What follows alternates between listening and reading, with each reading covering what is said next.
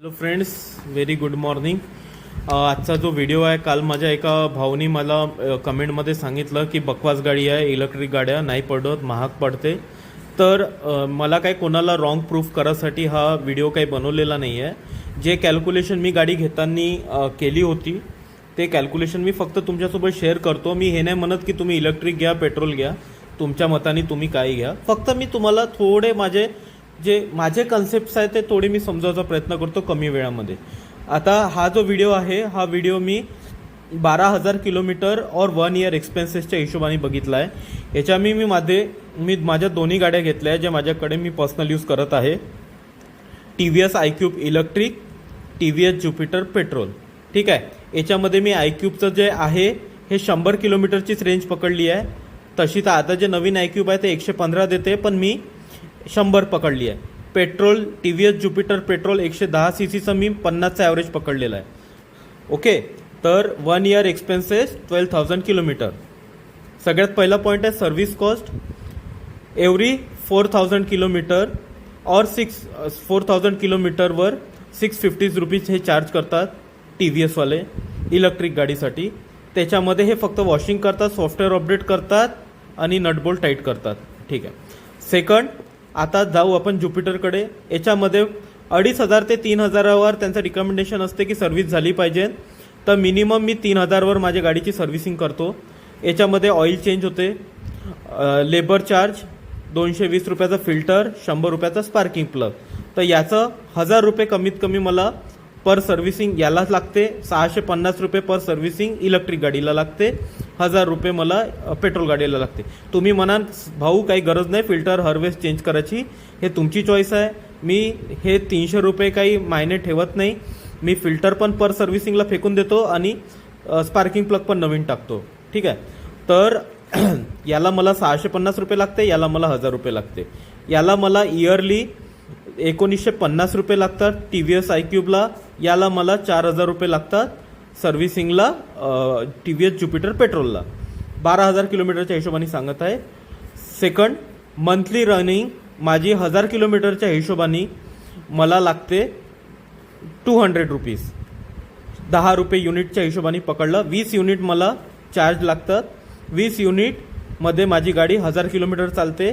10 गुणिला 20 is equal to 200 rupees. तर 200 रुपयात माझी गाडी इलेक्ट्रिक गाडी हे याच्यावर चालते, इलेक्ट्रिकवर 200 रुपयात. आणि मला पेट्रोलसाठी करा लागतात 2,120 रुपये. तर समजा इथे माझे 2,000 वाचून राहिले आणि इथे मला 200 रुपयात काम होऊन राहिलं, इथं मला 2,000 रुपये लागत आहे. हे एक झालं.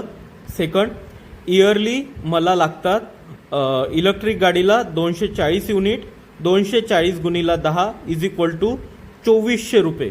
2,400 रुपयात माझी गाडी चालते 1 वर्ष 12,000 किलोमीटर इलेक्ट्रिक.